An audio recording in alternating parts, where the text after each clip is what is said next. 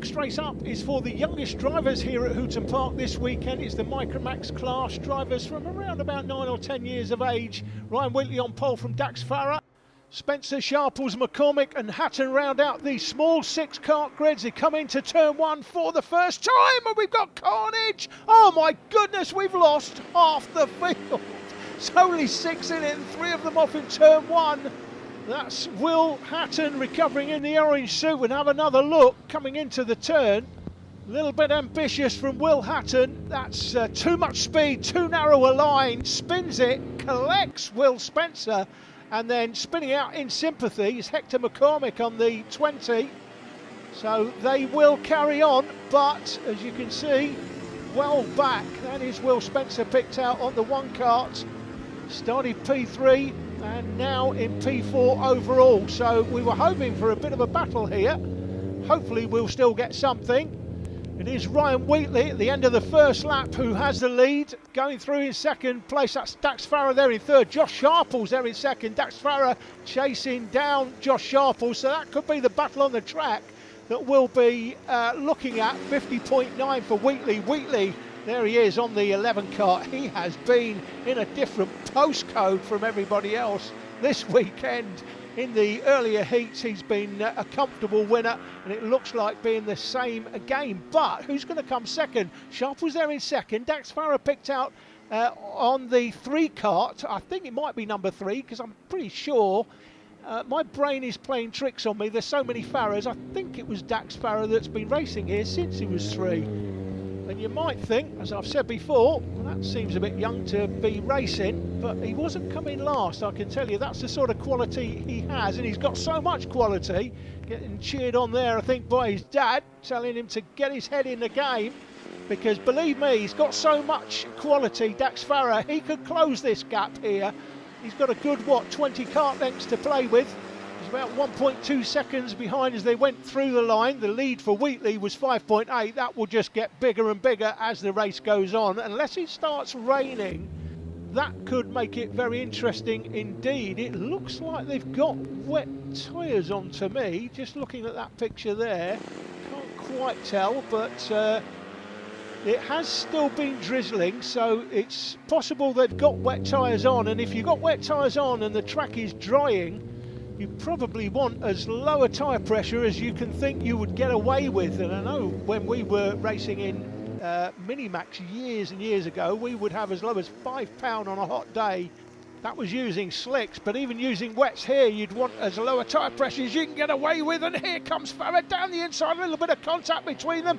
Sharples doesn't like it, puts his hand in the air, but I don't think Dax did anything wrong there, just slid wide. Little bit of contact, no damage done, they're still running. This is the battle on the track. The winner is Ryan Wheatley. I'm calling him the winner now because 7.9 seconds, he pretty much has to chuck it off or have a mechanical breakdown. Into the double apex one more time. Sharples looking for a way past up the inside, narrow line, and he spins out, takes Dax Farah off, puts him on the grass. But I tell you what, they both carried on. That is unbelievable. You can see he's got a narrower line, just goes in too quick, spins out, hits Dax Farah. Farah on the grass, he carries on, and Sharples carries on. That is lucky to say the least.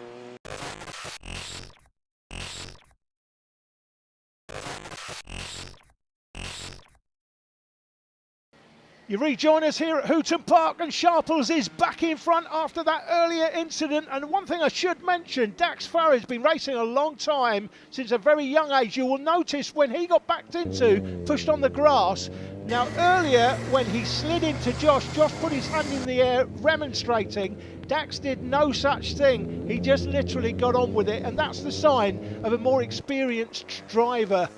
Dax Farah been racing a long time, still very young of course, but he knows if an incident happens and you get impacted, you just got to get on with it. No point in putting your hands in the air and trying to appeal to officials that may or may not have seen it. If they see it, they take action. If they haven't seen it, they can't. So there's no point in remonstrating. Just get on with your race, and that's what he's done. Up to the hairpin one more time. Dax looking for a way past. He looks like the quicker driver on the track in the conditions, but we'll have to see. Wheatley well out front, 21 seconds is the lead. 21.3 back to Sharples, 21.5 back to Dax Farah, and Dax having another look but can't quite get it done, and that's cost him track position. Look at that, it's cost him 4 or 5 kart lengths just having a go. We've not seen really very much at all, if anything, of Ryan Wheatley, certainly since the start anyway. He's got a 22-second lead, give or take. That's Sharples in second going through, Dax Farah in behind. Will Spencer in the background there is, he's about 5.2 seconds behind. He's actually quicker than the two in front. He's in the 52s. Sharples done a 52.7 fastest lap, Farah 53.1 fastest lap, but Farah's still there, no doubt. Will Spencer quicker than the pair of them, but he's just too far behind after that early incident. There is the race leader, first look at him for, well, pretty much since the start, frankly. This is the battle on the track though. 22 is Sharples, 3 is Farah. You've got the one car of Will Spencer. Now in front here, interestingly, you've got Will Hooton and Hector McCormick. Now they're about to come under pressure, less experienced than these drivers of course, plus they had the incident on the first lap. But it's how you deal with traffic that wins you races or wins you trophies. And we've got 2 back markers right in front of the battle for second place. So Sharples on the 22, 3 is Farah, 20 there is Hector McCormick, he's running in 6th place. Here comes Sharples up the inside. Farah's going to go narrow. Has he got it? He's got to hold him on the outside. He's going to get him on the switchback. Is he Sharples? No, Sharples will be blocked by the back marker. Dax Farah's got the right line here. He's down the inside. A little bit of contact between them. Ryan Wheatley's taken the win on the inset pictures. Sharples up the inside. Contact again with Dax Farah. And this time, Farah has got his arm in the air. Last lap. Wants to make sure the officials have seen it if anything happens. Into the final turn at Stanlow Bend for the last time. It's going to be Farah in second. It's not going to be Sharples third because Will Spencer is not that far behind, and there he is. He's just gone through. Will Spencer is going to steal third place. Somebody call the FBI because Will Spencer has just picked the pocket of Josh Sharples. Unbelievable end to the race.